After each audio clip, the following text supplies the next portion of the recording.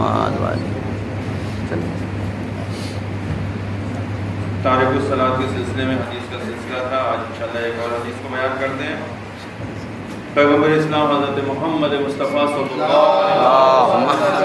اللہ علیہ محمد. آپ ارشاد فرماتے ہیں کہ من ترک صلاته حتى تفوته من غیر عذر فقد حبط عمله.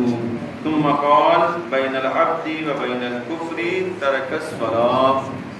پیغمبر اسلام صلی اللہ علیہ وآلہ وسلم اللہم صلی اللہ محمد وآل آپ محمد. ارشاد فرماتے ہیں کہ جس نے نماز کو چھوڑ دیا یہاں تک کہ بغیر اس عذر کے، بغیر کسی وجہ کے اس نے نماز کو قضا کر دیا، تو اس کے جتنے بھی عمل ہیں وہ برباد ہو جائیں گے، اس کے عمل جو خراب ہو جائیں گے، وہ قابل قبول نہیں ہے، اس کا عمل سب کے سب ختم ہو جائے گا.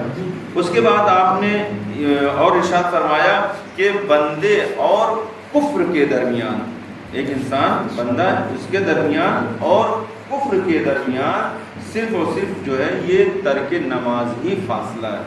یعنی اسی کی وجہ سے انسان جو ہے کفر سے بچ سکتا ہے، اور اگر جو ہے کیا نام ہے تارک الصلاۃ ہے تو وہ کفر کو اختیار کر لے گا. لہذا یہ جو بندے کو کفر سے روکے ہوئے جو چیز وہ نماز کی پابندی ہے، نماز کو ادا کرنا ہے. لیکن اگر انسان نماز کو ترک کر رہا ہے تو وہ کفر کے سے نزدیک ہو رہا ہے، اور کفر اس کو جو اپنے چنگل میں جو لے رہی ہے، اس کو جو اپنے لپیٹ میں لے رہی ہے. لہذا انسان کو نماز کو ترک کرنے سے حتی المقدور پرہیز کرنا چاہیے، نماز کو وقت پر پڑھے اور پابندی کے ساتھ ادا کرنا چاہیے. مسئلہ جو تھا وہ مسئلہ یہ تھا کہ امام جماعت کے شرائط، جیسا کہ ہم نے آپ کو بیان کے فرمایا کہ آیت اللہ سستانی حفظ اللہ تعالیٰ کی جو فتاوے ہیں ان کے مطابق ایک امام جماعت کی جو شرائط ہے وہ عاقل ہونا اور بالغ ہونا، اس کے علاوہ کیا تھا شیعہ اثنا عشری ہونا، اور چوتھی شرط کیا تھی کہ حلال زادہ ہونا چاہیے.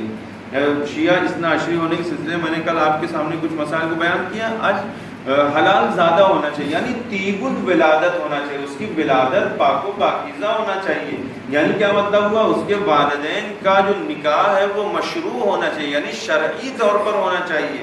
اور وہ جو ہے یعنی نکاح کے ذریعے سے مطلب یعنی انسان جو اس دنیا میں ہو، یہ نہ کہ مثلا جو کسی اور جو راستے کو اختیار کرے کہ وہ اسے طیب الولادت نہ کہا جائے، اور دوسری صورت میں اس کو جو ہے خبیث الولادت کہا جائے. لہذا ایسے شخص کی کہ جو حلال زادہ نہیں ہے اس کے پیچھے نماز نہیں ہو سکتی ہے کسی بھی حالت میں. مسئلہ کیا ہے کہ اگر ایک شخص وہ سوال کیا ہے، ایک سوال یہ کہ اگر ایک شخص پہلے کسی شخص کو عادل سمجھتا تھا تو عادل سمجھ کر اس کے پیچھے نماز کو ادا کرتا تھا، لیکن اس کو یہ شک ہو گیا بعد میں کہ کیا نام ہے اب وہ اب بھی اپنی عدالت پر باقی ہے یا نہیں ہے، عدالت پر قائم ہے یا نہیں ہے، تو اس کی نماز اس کے پیچھے صحیح ہے یا نہیں ہے. تو یہ سوال کوشچن، اور اس کا آنسر کیا ہے. آیت اللہ سستانی حفظ اللہ تعالیٰ نے ارشاد فرمایا کہ پہلے وہ کیا نام ہے اس کو عادل سمجھتا تھا، اب وہ شک کر رہا ہے، یقین نہیں ہے. یقین اگر ہوتا تو الگ مسئلہ تھا، شک کر رہا ہے اس کی عدالت کے بارے میں کہ اب بھی وہ اپنی عدالت پر باقی ہے یا نہیں ہے، تو وہ اس کے پیچھے نماز پڑھ سکتا ہے. اس کا نماز پڑھنا صحیح ہے، اس کی نماز میں کوئی اشکال نہیں ہے. انشاءاللہ اور باقی مسائل کو کل باقی بیان کریں گے. صلوات پڑھیں محمد